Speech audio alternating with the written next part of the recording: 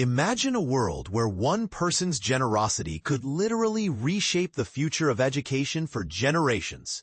MacKenzie Scott is making that a reality with her record-breaking donations to historically black colleges and universities, HBCUs. But here's where it gets controversial. Is this billionaire benevolence the ultimate fix for systemic inequalities, or just a band-aid on deeper wounds? Let's dive into the details and explore why this story is sparking so much buzz. Billionaire philanthropist MacKenzie Scott, known for her remarkable string of charitable gifts, has poured over $700 million into more than a dozen HBCUs just this autumn alone.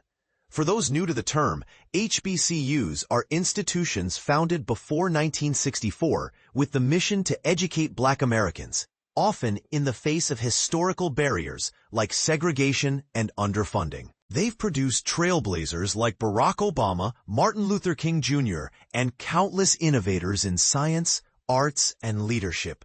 Think of them as beacons of opportunity in communities that have long been underserved. This weekend, Scott's philanthropy hit new highs with 3 standout contributions. A whopping $63 million to Prairie View A&M University in Texas, $50 million to Bowie State University in Maryland, and $19 million to Philander Smith University in Arkansas.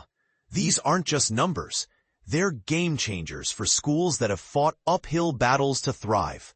Bowie State, for instance, marks the 15th HBCU to receive one of Scott's unrestricted gifts this academic year, meaning the money can be used wherever it's needed most, without strings attached. Dr. Aminta H. Bro, the president of Bowie State, expressed overwhelming gratitude in a statement, calling the donation timely and transformative.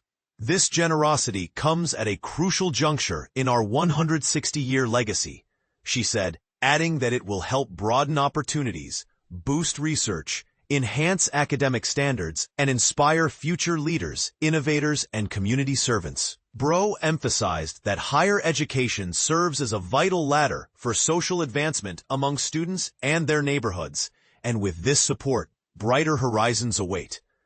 On average, Scott's gifts hover around $47 million each, benefiting HBCUs from states like Alabama all the way to Virginia.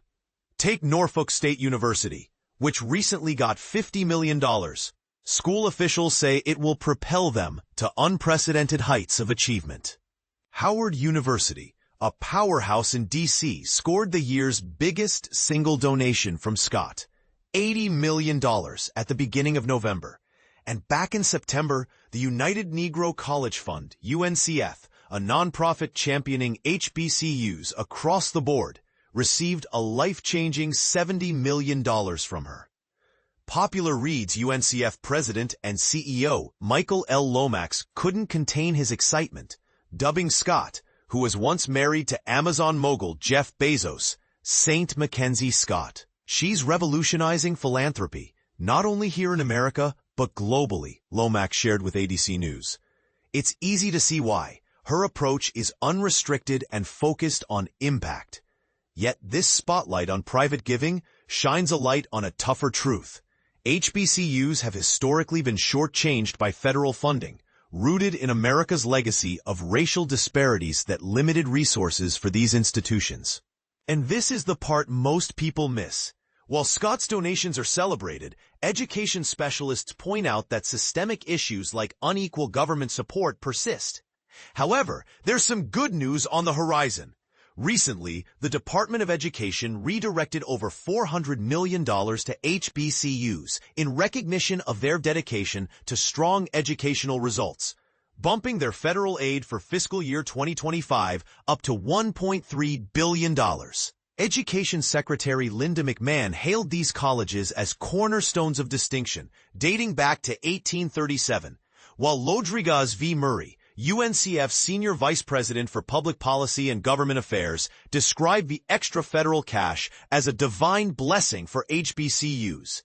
It underscores how these schools continue to excel despite challenges, producing graduates who go on to lead in fields like medicine, law, and technology. But here's the controversial angle. Critics argue that relying on wealthy individuals like Scott to fund education could undermine calls for broader systemic reforms like increased public investment. Is philanthropy a powerful force for good, or does it distract from demanding more equitable government policies? And what about the strings that unofficial philanthropy might attach, even if unrestricted? Could it influence priorities in subtle ways? We invite you to weigh in. Do you see Scott's donations as heroic acts of charity or a shortcut that lets policymakers off the hook? Share your thoughts in the comments below. What's your take on billionaires stepping up for education?